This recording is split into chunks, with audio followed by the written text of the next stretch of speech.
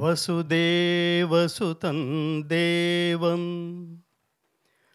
కంసచాణూరమర్దనం దేవకీ పరమానందం కృష్ణం వందే జగద్గురుం వందే నవఘనశ్యామం పీతకౌశేయవాససం సానందం సుందరం శుద్ధం శ్రీకృష్ణం ప్రకృతే పరం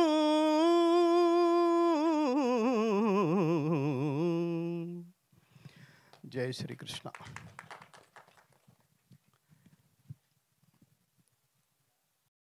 నేను 1990 నుంచి 2002 వరకు I worked with Eenadu and Sitara as a film journalist.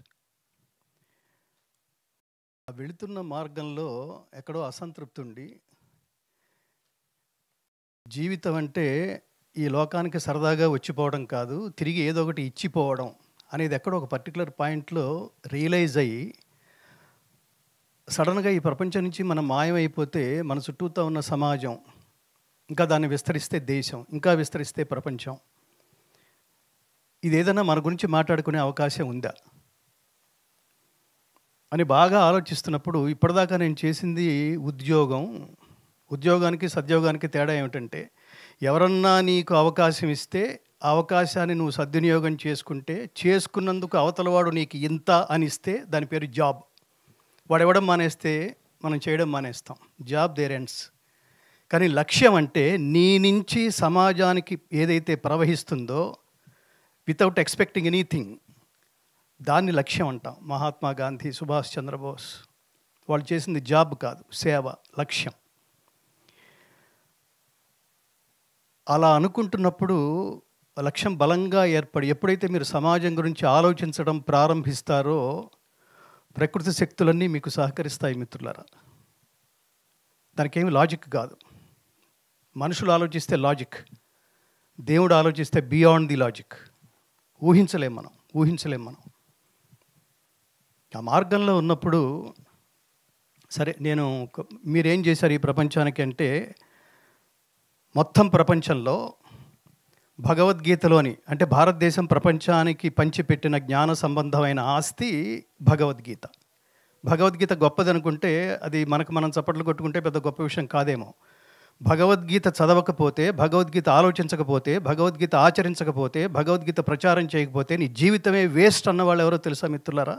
Edwin Arnold, max Muller, open hammer, Warren Hastings, Einstein, Aldous Huxley, David ఫ్రాలే, అట్లా పాశ్చాత్యులు అసలు నీ దగ్గర ఉన్న పుస్తకం నువ్వు మిస్ అయిపోయి ప్రపంచం అంతా ఏమిటో తిరుగుతున్నావేమిటి అని అడిగాడు ఎడ్విన్ ఆర్నాల్డ్ మహాత్మా గాంధీని. మహాత్మా గాంధీకి 50 ఏళ్ళు దాటే వరకు భారతదేశంలో భగవద్గీత ఉందని తెలియదు ఆయనకి ది సాంగ్ సెలెస్టియల్ పేరుతో తను ట్రాన్స్లేట్ చేసిన పుస్తకాన్ని, భగవద్గీత గ్రంథాన్ని ఎప్పుడైతే మహాత్మా గాంధీకి అందజేశాడో ఆ క్షణం నుంచి ఆయన చదవటం ప్రారంభించాడు. అక్కడి నుంచి సర్వకాల సర్వావస్థలోనూ ఇంక నా చుట్టూతో ఎవరు లేకపోయినా పర్వాలేదు, ఇది ఒకటి ఉంటే చాలు. ఇవాళ సునీత విలియమ్స్ కూడా అదే మాట్లాడింది. నేను అంతరిక్షంలోకి వెళుతూ నాతో పాటు నేను వినాయకుడి విగ్రహం, రెండోది భగవద్గీత అని. వినాయకుడి విగ్రహం చూస్తే ధైర్యం వస్తుందనే భావన ఆవిడికి. భగవద్గీత చదివితే మన పక్కనే దేవుడు ఉన్నాడు, మన పక్కనే ఫ్రెండ్ ఉన్నాడు, మన పక్కనే ఫిలాసఫర్, వెల్ విషర్, వీళ్ళందరూ ఉన్నారని. అట్లా నేను ప్రపంచానికి అసలు భగవద్గీత ఎంతమంది చదువుతున్నారు, ఎంతమంది అర్థం చేసుకుంటున్నారు, ఎంతమంది ఆచరిస్తున్నారు అన్నది పెద్ద ప్రశ్నార్థకం అయితే, ఈ భగవద్గీత అసలు స్వప్రయత్నం లేకుండా ప్రపంచానికి చేర్చే మార్గం ఒకటి ఉంది. దాన్ని సంగీతంతో మిక్స్ చేసి కనుక ప్రపంచానికి వదిలిపెడితే, మీ ప్రయత్నం లేకుండానే మీరు కారులో కూర్చొని దాన్ని ప్లే చేస్తే, మీరు డెస్టినేషన్కి వెళ్ళే లోపల పిచ్చి పిచ్చి పాటలు ఏవో వినకుండా, పిచ్చి పిచ్చి స్టోరీలు ఏవో వినకుండా, రోజుకు ఒక చాప్టర్ కనుక మీరు మీరు మీరు ఆలోచిస్తే, మీరు వినడం ప్రారంభిస్తే తాత్పర్యంతో సహా, అసలు మీ డెస్టినీ మారిపోతుంది మిత్రులారా. దానికి ఉదాహరణ నేనే. ఈ దేశంలో కాదు, ఈ ప్రపంచంలో నేను ఒక్కడిని ఉదాహరణ. అది ఎలా చెప్పగలుగుతున్నానంటే, మొత్తం 700 శ్లోకాల్లో ఉన్న ఆ 700 శ్లోకాలు తెలుగు తాత్పర్య సహితంగా ఇప్పుడు ఇంగ్లీష్లో కూడా చేస్తున్నాం. మీరు కళ్ళు మూసుకుని వింటుంటే దర్శిస్తున్న అనుభూతి కలిగించే సౌండ్ టెక్నాలజీలో దాన్ని రికార్డ్ చేసి ప్రపంచానికి అందించిన ఈ దేశంలో పుట్టిన ఏకైక గాయకుడిని నేనే అని చెప్పడానికి గర్వపడతాను మిత్రులారా. సో ఆ మార్గం నేను జర్నీ చేస్తున్నప్పుడు ఇది ప్రపంచం అంతా చేరాలి. ప్రపంచంలో ఐడియాలజీ మంచి మార్గం, మంచి కర్మ, మంచి పని అంటే నీ కోసం చేసుకునేది కాదు, అది స్వార్థం. నీ నుంచి లోకానికి జరిగే ఉపకారం ఏదైతే ఉంటుందో మన జీవితం అంటే మనం ఉన్న కాలంలో ఉండటం కాదు మిత్రులారా, మనం లేని కాలంలో కూడా ప్రపంచం అంతా వీ మిస్డ్ హిమ్ అని నిరంతరం ఆలోచించటమే అది జీవితం. అట్లా ఒక రాముడు ఇవాళ లేకపోయినా మాట్లాడుకుంటున్నాం, కృష్ణుడు ఇవాళ లేకపోయినా మాట్లాడుకుంటున్నాం. రేపు ఈ ఐడియాలజీని కనుక మనం తర్వాత తరం వాళ్ళకి తెలియజేస్తే కొంతకాలం తర్వాత వాళ్ళ లేకపోయినా ప్రపంచం వాళ్ళ గురించి ఆలోచించే ఐడియాలజీ తల్లిదండ్రులు బిడ్డలకి ఇవ్వాలి అనే లక్ష్యంతో భగవద్గీతను ప్రపంచానికి తీసుకువెళ్ళే మార్గంలో ఉండగా ఒకరోజు ఫోన్ చేశాడు ఒకడు. నేను మిమ్మల్ని కలవచ్చా అని. ప్రతిరోజు మా భగవద్గీత ఫౌండేషన్కి నన్ను కలవడానికి చాలామంది వస్తుంటారు. నేను ఎల్లుండి చెప్తాను, ఇంకో 1 వీక్ తర్వాత చెప్తానని పట్టువదలని విక్రమార్కుల్లాగా అతను మొత్తానికి నన్ను పట్టుకున్నాడు. మా ఆఫీస్కి వచ్చాడు, నా ముందు కూర్చున్నాడు. అసలు ముందు మనకి ఇంగ్లీష్లో ఒక నోషన్ ఉంది, the character is index of your mind అని. అతను చూస్తే నాకేంటది అంటే ఒక కృష్ణుడే ఎంటర్ అయ్యాడా ఈ రూపంలో, ఓ జీన్స్ ప్యాంటు టీషర్ట్ వేసుకుని ఒక పాజిటివ్ పర్సన్ను నా ఛాంబర్లకు మా ఛాంబర్ అంతా అది గీతా మంత్రాల క్షేత్రంగా భావిస్తాం. మీరు ఏది సంకల్పించి అక్కడికి వస్తే, ఏది సంకల్పించడం ఏది పడితే అది కాదు, ధర్మ మార్గంలో ఏది సంకల్పిస్తే అక్కడికి వస్తే అది నెరవేరుతుంది అని. అతను వచ్చి నేను ఇలా డైరెక్టర్ని, నేను ఇలా హీరోని, నేను ఒక సినిమా చేస్తున్నాను, నాకు బ్యాక్గ్రౌండ్ ఏమీ లేదు. అతను ఇందాక మాట్లాడితే కూడా నాకు బ్యాక్గ్రౌండ్ ఏది లేదన్నాడు. అసలు దారుణం అది. చాలా పెద్ద వాళ్ళకి ఏం బ్యాక్గ్రౌండ్, చిరంజీవి గారికి బ్యాక్గ్రౌండ్ ఉందా? నువ్వు మాట్లాడాల్సింది ఏమిటంటే నీకు బ్యాక్గ్రౌండ్ ఉన్నారు ఎవరంటే పార్వతీ పరమేశ్వర్ లాంటి ఈ ప్రొడ్యూసర్స్, రైటర్స్. ఇంతకంటే బ్యాక్గ్రౌండ్ ఏంటయ్యా నీకు? నీ సంస్కారానికి ఇంటర్నెట్లో అన్నీ దొరుకుతాయి, సంస్కారం తప్ప. ఇతను మాట్లాడిన అరగంటలో ఆ సంస్కారాన్ని నేను చాలా ప్రస్ఫుటంగా చూశాను మిత్రులారా. నేను మరొకటి కూడా చెప్తున్నాను, జర్నీలో ఉండేవాడికే మైలురాయి తగులుతుంది, తపస్సులో ఉండేవాడికే దేవుడు ప్రత్యక్షం అవుతాడు. నిరంతరం ప్రయత్నం ఉండేవాడే ఎప్పటికైనా ఘన విజయం సాధిస్తాడు. అది మొదటి మెట్లోనే నువ్వు సాధించాలని మనస్ఫూర్తిగా నేను కోరుకుంటున్నా. ఇక్కడ ఈ పోస్టర్లో ఆ శివకేశవులకి భేదం లేని ఒక అద్వితీయమైన ఈ థాట్తో ముందుకు రావడం అంటే చిన్న విషయం కాదు, అది చిన్న విషయం కాదు. రెండోది చాలా చాలా చాలా గొప్ప డైరెక్టర్స్ కూడా, నేను జర్నలిస్ట్గా ఉన్న కాలంలో బాలచంద్ర లాంటి వారు, అట్లాగే రామ్ గోపాల్ వర్మ లాంటి వాళ్ళు ఏం వెనకాల ఏం చాలా బ్యాక్గ్రౌండ్ ఉండేసి వచ్చేసేయలేదు. వాళ్ళు స్వయం కృషితో ఒక ఐడియాలజీ చాలా ఇంపార్టెంట్, సెల్ఫ్ క్రిటిక్ అయిన వాడు మాత్రమే గొప్ప డైరెక్టర్ కాగలడు. చూస్తుంటే అక్కడ నువ్వు క్రిటిసైజ్ చేసుకోగలగాలి, ఇది బాగుందా బాగుండలేదా, నెక్స్ట్ లెవెల్ ఏంటి. అమెరికాలో చాలా ఫ్రీక్వెంట్గా వాడే పదాలు ఏంటంటే మొదటిది నెక్స్ట్ లెవెల్, రెండవది బాటమ్ లైన్. నెక్స్ట్ లెవెల్ అంటే అర్థం ఏంటంటే నిన్నలాగే వాళ్ళు ఉండకూడదు, always you have to gain knowledge. నిన్న ఎలా ఉన్నావు, ఇవాళ ఎలా ఉంటున్నావు. అసలు సినిమాకి ఈక్వేషనే లేదు మిత్రమా, ఈక్వేషనే లేదు. అప్పటి వరకు 5 పాటలు, 5 డ్యాన్సులు, 5 ఫైట్లు, అందులో జయమాలి డ్యాన్స్ కంపల్సరీ, లేదా సిల్క్ స్మిత్ డ్యాన్స్ కంపల్సరీ. ఇలా అనుకునే కమర్షియల్ సినిమాని నడ్డి విరక్కొట్టి సినిమా అంటే ఇది, సినిమా అంటే తపస్సు అని ప్రపంచానికి చూపించిన మహానుభావుడు కె విశ్వనాథ్ గారు. శంకరాభరణం, అద్వైత సిద్ధికి అమరత్వలబ్ధికి గానమే సోపానము, సత్వసాధనకు సత్యశోధనకు సంగీతమే ప్రాణము. ఎవడికి తెలుసయ్యా ఈ తెలుగు, ఎవడికి అవసరమా ఈ తెలుగు, ఎవడికి అర్థమవుతుందయ్యా ఈ తెలుగు అని అనుకునే రోజుల్లో రిక్షావాడు పాడుకున్నాడు ఈ పాటని. సినిమా అంటే కన్విక్షన్. ఏ సీన్ అయితే అనుకుంటున్నావో, ఏ డైలాగ్ అయితే అనుకుంటున్నావో అది జనాల్లోకి వెళుతుందా అనే ఆత్మసాక్షాత్కారంతో ఎప్పుడైతే నువ్వు పరిశోధన ప్రారంభించావో, అర్జెంట్ అని దాన్ని నీలోకి నువ్వు తొంగి చూసి దాన్ని వండే పద్ధతి ఏదైతే ఉంటుందో, నువ్వు అందులోంచి బయటకు వచ్చేసి ఇది జనాలకు నచ్చుతుందా, ఇది జనాలకు నచ్చదా, ఇది క్లాసా, ఇది మాసా. అసలు సినిమాకి ఆ ఎల్లలే లేవు, క్లాస్ లేదు, మాసు లేదు. శంకరాభరణం ఏమిటి, మా చోటా సోదరుడు వారున్నప్పుడు, నేను జర్నలిస్ట్గా ఉన్నప్పుడు అమ్మ రాజీనామాది ఒక పొయెట్. నిజానికి వీళ్ళందరూ నిన్ను బ్లస్ చేయగలిగిన వాళ్ళు. అతను ఏది చోటాకే నాయుడు నాలుగు ఎంత షార్ప్గా ఉంటుంది అతను ఎప్పుడు నెగిటివ్ ఆలోచించడు. అతను ఏది అనుకుంటాడో అదే మాట్లాడతాడు. లోపల కూడా పెట్టుకుని బయట కూడా మాట్లాడడం, ఎవడు కనిపిస్తే వాడిని తన అవకాశం కోసం ఫుల్ ఆర్కెస్ట్రా పెట్టి వాయించేయడం, మీరు అంత వాళ్ళు ఇంత వాళ్ళని, అది లేదు అతనికి. సో అలాంటి వాడు తన విలువైన సమయాన్ని నిన్ను బ్లెస్ చేయడానికి వచ్చాడంటే it's is the greatest blessing. అలాగే ఇందాక అనిల్ గారు ఈ సినిమా రచయిత, ఆయనతో మాట్లాడుతున్నప్పుడు అసలు ఎంత సంస్కారం. గీత గొప్ప మాట చెప్తుంది, అనుద్వేగకరం వాక్యం సత్యం ప్రియహితం చేయత్ స్వాధ్యాయాభ్యసనం చేయవ వాంగ్మయం తప ఉచ్యతే. భగవద్గీత, అసలు భగవద్గీత చదివితే శిలలాగా ఉన్న మనిషి అందమైన శిల్పంలాగా మారి తీరాల్సిందే. భగవద్గీత ఇది ideology of lord Shri Krishna. Bhagavad Gita is the greatest ideology of our country. అది తెలియక దాన్ని ఏదో పాపం వృద్ధాప్యపు సబ్జెక్ట్ అనుకుని, అదే రిటైర్మెంట్ సబ్జెక్ట్ అనుకుని అలా చేశారు. అది బాల్య దశ నుంచే నేర్చుకుంటే అసలు తల్లిదండ్రులకి పిల్లలకి మధ్య గ్యాప్, పిల్లలు తల్లిదండ్రులకి ఎంత రెస్పెక్ట్ ఇస్తున్నారో తెలియని పరిస్థితిలో ఉన్నాం. అలాంటిది నువ్వు చాలా సంస్కారవంతుడు అయ్యా. నీకు మొదట మైక్ ఇవ్వగానే ముందు మా నాన్నగారిని ఆహ్వానిస్తున్నావు, నాన్నని పక్కన పెట్టుకుని నువ్వు మాట్లాడిన మొదటి మాట ఉంది, ఇట్ విల్ సేవ్ యూ రక్షంతి పుణ్యాని పురాకృత అని. నీ జీవితం మొత్తం నిరంతరం సక్సెస్లు, ఎవడి ఆశీస్సులతో సంబంధం లేదు, తల్లిదండ్రుల ఆశీస్సులు ఉంటే చాలు. అలాంటి తండ్రిని నువ్వు గుర్తుపెట్టుకుని అట్లా పక్కకి తీసుకుని నువ్వు అంత ప్రేమ చూపించావు చూడు, అది నీకు ఈ సినిమా సక్సెస్కి అది ప్రధానమైన కారణంగా నేను భావిస్తున్నాను. అట్లాగే కృష్ణ లీల, చిన్న చిన్న పదాలే. అసలు భారతదేశం ఏంటో కొట్టుకుపోతుంది. డబ్బు రావడం ఎలా, డబ్బు సంపాదించడం ఎలా, ఎలాంటి మార్గంలో అయినా ఈజీ మనీ సంపాదించడం ఎలా, ప్రపంచం అంతా అలా ఉంది. చాలా విలువైన వేదిక కాబట్టి నేను ఒక 5 నిమిషాలు ఎక్స్ట్రా తీసుకుని చెప్తున్నాను. చాలా విలువైన వేదిక ఇది. ఎందుకంటే సినిమా వేదిక చిన్న విషయం కాదు. ఆత్మహత్యలు చేసుకునే వాళ్ళని అందులోంచి బయటికి తీసుకొచ్చి గొప్ప మా దేహం ఉంది, ప్రాణం ఉంది, నెత్తురుంది, సత్తు ఉంది, ఇంతకన్నా సైన్యముండునా సీతారామశాస్త్రి గారి పాట విని ఒకడు బతికాడు. అగాధమౌ జలనిధిలోన ఆణిముత్యమున్నట్టులే శోకాల మరుగున దాగి సుఖమున్నదిలే, ఏదీ తనంత తానై నీ దరికి రాదు, శోధించి సాధించాలి అది ఏ ధీరగుణం. మహాకవి శ్రీశ్రీ ఒకడు ఆత్మహత్య నుంచి విరమింపు చేసింది. అంతటి ఈ విలువైన స్టేజీని జస్ట్ ఎంటర్టైన్మెంట్ కోసం కాకుండా ఎన్లైటైన్మెంట్ కూడా.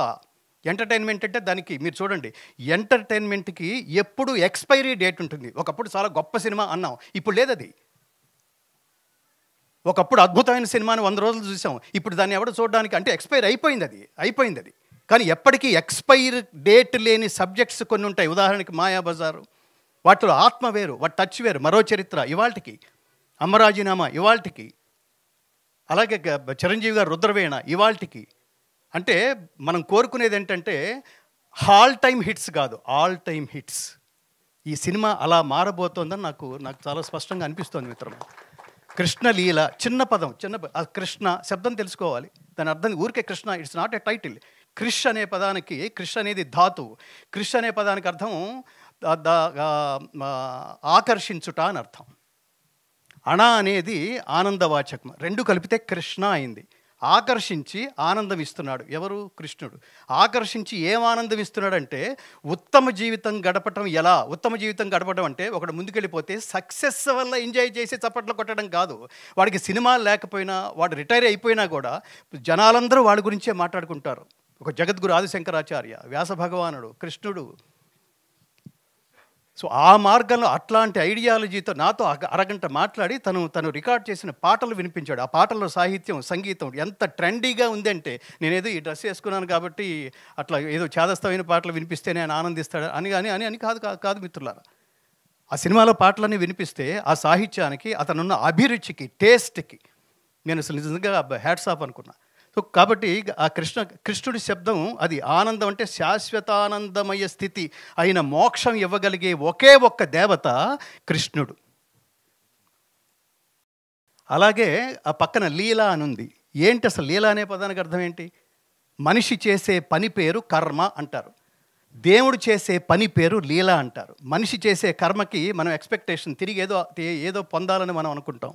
కానీ పరమాత్మ చేసే పనికి, ఆ లీలకి ఆయనేం పొందదగింది కానీ పొందవలసింది కానీ ఏమీ లేదు. కానీ కర్మను ఆచరిస్తున్నాడు.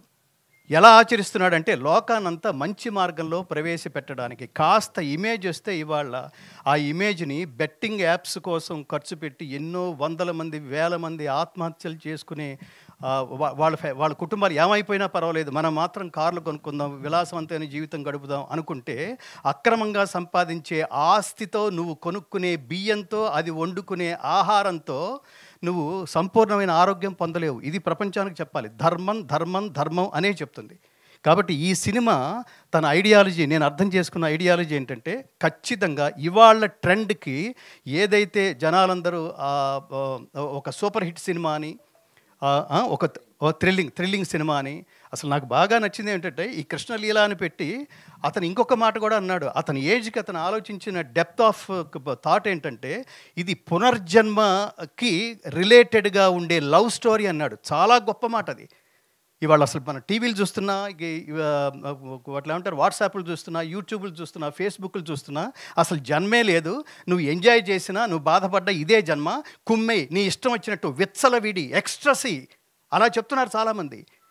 అంటే ఏ సిద్ధాంతంతో చెప్తున్నారో, అసలు ఏ ప్రాతిపదికను చెప్తున్నారో, ఏ ఆధారంతో చెప్తున్నారో మనకు అర్థం కాదు. భగవద్గీత చెప్తోంది, శరీరం యదవాప్నోతి యచ్చాప్యుత్క్రామతీశ్వర గృహీత్వైతాని సంయాతి వాయుర్గంధా నివాసయాత్. ఒక శ్లోకంలో శ్రీకృష్ణుడు. మరో శ్లోకంలో నువ్వు అంత్యకాలంలో ఏదైతే ఆలోచిస్తూ బలంగా ఆలోచిస్తూ వెళ్ళిపోతావో, తర్వాత జన్మ సినిమాలాగానే ఫస్ట్ హాఫ్ ఎక్కడైతే ఆగిపోతుందో సెకండ్ హాఫ్ అక్కడి నుంచి స్టార్ట్ అవుతుంది. జీవితం కూడా అంతే. ఈ జన్మ మనం చాలిస్తున్నామంటే మనం ఏం భయపడక్కర్లేదు. తర్వాత జన్మలోకి వెళ్ళటానికి నువ్వు మధ్యలో తీసుకునే గ్యాప్ పేరే మరణం. అది చెబుతూ నువ్వు ఆల్వేస్ పాజిటివ్గా ఆలోచించు, తర్వాత జన్మ పాజిటివ్గా ఉంటుంది. ఆల్వేస్ జీవితం అంతా ఒకరిని కబళించడానికి ప్రయత్నిస్తే తర్వాత జీవితం దుర్భరంగా ఉంటుంది అని. సో ఇంత లోతుల్లోకి ఆ సబ్జెక్టుకి వెళ్ళి పునర్జన్మ సిద్ధాంతాన్ని ధృవీకరించే భగవద్గీత మార్గంలో ఇతను ఆలోచించి దాన్ని మోడర్న్ సొసైటీకి ఎలా తెలియజేయాలో అతను చేస్తున్న ప్రయత్నానికి అసలు ఇంకొకటి మిత్రుడా, నమే భక్త ప్రణశ్యతి అంటాడు కృష్ణుడు. అంటే కృష్ణ శబ్దంతో ఉన్నది, కృష్ణ శబ్దం అంటే దాన్ని స్ఫూర్తిగా తీసుకున్నది ఏ సినిమా ఫ్లాప్ అవటం నా జీవితంలో చూడలేదు. అవన్నీ ఘన విజయాలే సాధించినాయి. ఉదాహరణకి కార్తికేయుడు ఇక్కడ ఉన్నాడు. వీళ్ళందరూ కూడా నాకెవరు లేరని ఎప్పుడు అనుకో. అతను దూరం నుంచి ఆల్ ది వే అక్కడి నుంచి వచ్చి నేను బ్లెస్ చేయడానికి వచ్చాడంటే దాదాపుగా కృష్ణుడు అంశ ఏదో నిన్ను బ్లెస్ చేయడానికి వచ్చినట్టుగానే భావించాలి. ఎందుకంటే ఈ జనరేషన్, ఈ మోడర్న్ జనరేషన్ జనాలు నీలో నాకు నచ్చింది ఇంకొకటి, జనాల బలహీనతల్ని క్యాష్ చేసుకునే ప్రయత్నంలో నువ్వు ఇండస్ట్రీకి రాలేదు. జనాల బలాల్ని, ఐడియాలజీని జనాలకి తిరిగి అందించడం, నువ్వు ఇదిరా అని చూపించడానికి నువ్వు ఇండస్ట్రీకి వచ్చినట్టుగా నేను ఫీల్ అయ్యాను. సో అట్లాంటి మార్గంలో తను ఈ కార్తికేయ పేరుతో నేను టీవీలో చూడడం జరిగింది. ఈ జనరేషన్ వాళ్ళు ఆ సబ్జెక్ట్ వింటుంటే ఇది అద్భుతం అని ఎలా డిసైడ్ చేయగలిగారు? అప్పుడు ఇది చాలా చేదస్తామని, ఇది రిటైర్మెంట్ సబ్జెక్ట్, కృష్ణుడు అన్నాడు, రాముడు, మన జనరేషన్ కాదు అన్నాడు అనుకోండి, అది పోయింది, ఇంకా సమాజంలోకి రాదు అది. అలా రావాలంటే నేనేమంటానంటే సంస్కారము, పూర్వజన్మ సుకృతము ఉండాలి. వాటికి లాజిక్ ఏముండదు. ఒక సినిమా అద్భుతంగా తీస్తాడు, చాలా పెద్ద హీరో సినిమా, అదే సమయంలో కార్తికేయ ఏదో రిలీజ్ అయింది, ఇది హిట్, అది ఫ్లాప్, ఎలా డిసైడ్ చేస్తావు ఏది పెద్ద సినిమా ఏది చిన్న సినిమా? కాబట్టి నీది చిన్న సినిమా అనుకోవడానికి కూడా వీల్లేదు.